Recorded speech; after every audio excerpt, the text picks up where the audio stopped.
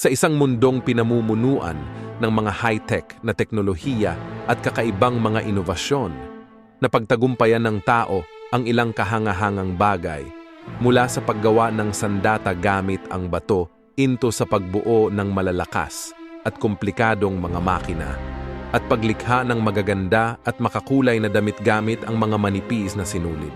Ngunit maniniwala ka ba na ang tila mahinang mga sinulid na madaling putulin gamit ang mga kamay na makikita mo sa tuwing nagtatahi ang iyong nanay ay may kapangyarihang magwasak ng mga gusali, metal at kahit makapagputol ng katawan ng tao?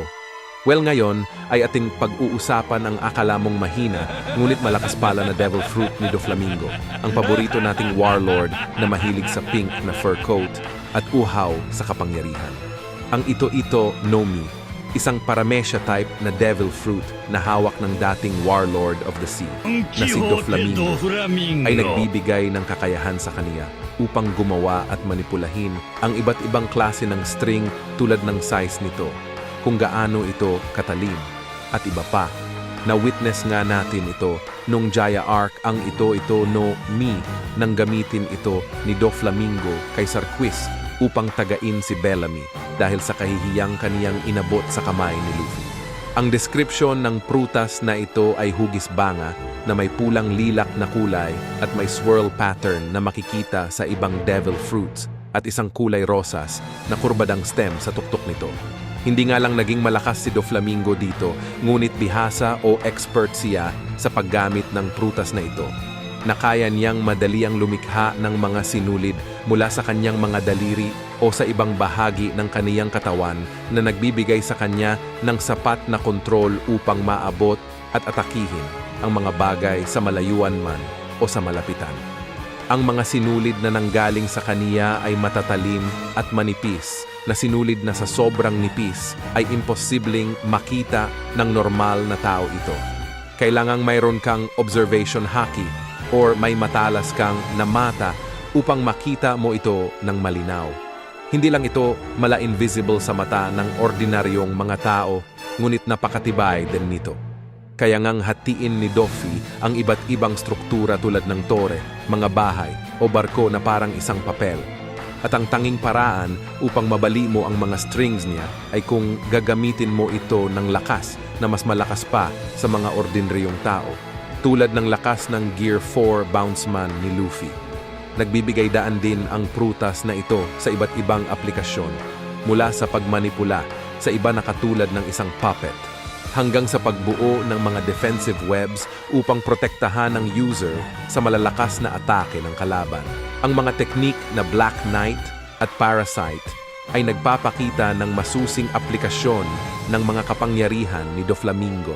Sa paggamit ng kanyang puppets, isinasagawa niya ang kanyang mga laban nang hindi inexposed ang kanyang sarili sa direktang panganib. Napaka-skilled nga ng paggamit ni Doffy sa kanyang prutas na umabot pati sa punto na kaya niyang taihin at ibalik sa dati ang kanyang nasirang mga organs sa pakikipaglaban niya kay Law.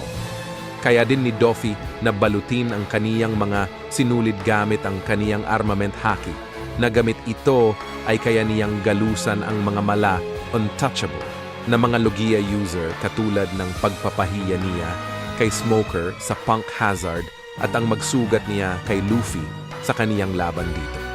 Sa lalong pagsasanay niya gamit ang prutas na ito ay kaya ni Doffy na kontrolin ang mga taong nadikitan ng kaniyang parasite na atake ng sabay-sabay gamit ang kanyang mga strings sa pamamagitan ng paggalaw ng kanyang mga daliri na katulad sa kung paano ginagalaw ng mga puppeteers ang kanilang mga daliri sa totoong buhay. Ngunit sa kabila ng mga kakayahan ng prutas na ito ay tulad sa iba pang mga devil fruit ay mayroon din itong kahinaan. Ayon kay Law, hindi pwedeng maglakbay sa himpapawid si Doflamingo kung walang ulap.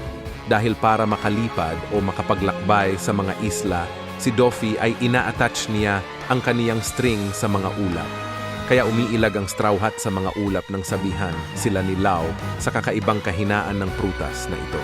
Katulad ng ibang devil fruit ay hindi niya kayang putulin ang sea stone, pati ang paglaho ng mga sinulid kapag nawalan ng malay ang user.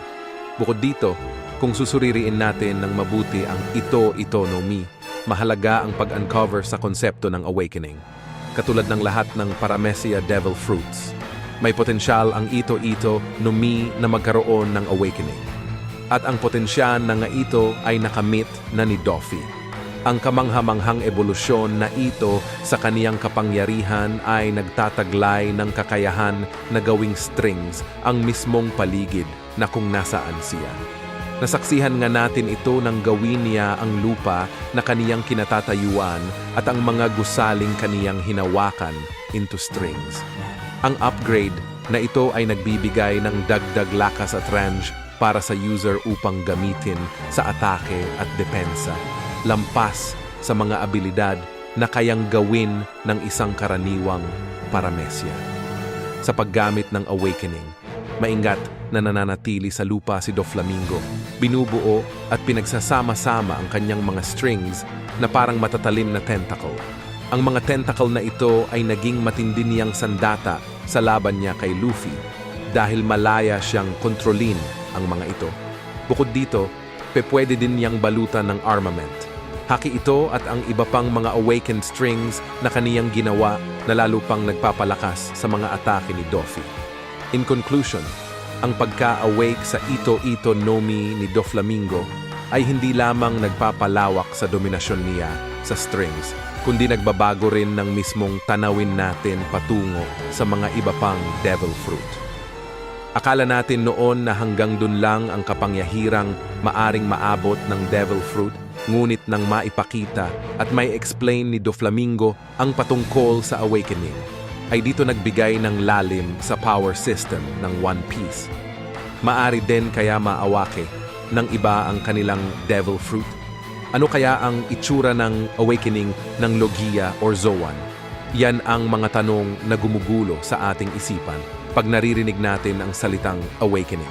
Ang paglalakbay ni Doflamingo kasama ang kaniyang Devil Fruit sa mundo ng One Piece ay susi upang makamit niya ang title ng isang warlord at upang maging isang simbolo ng kapangyarihan na magbibigay takot sa mga baguhang pirata. Kapag narinig nila ang pangalang Doflamingo, ang heavenly demon ng Dressrosa.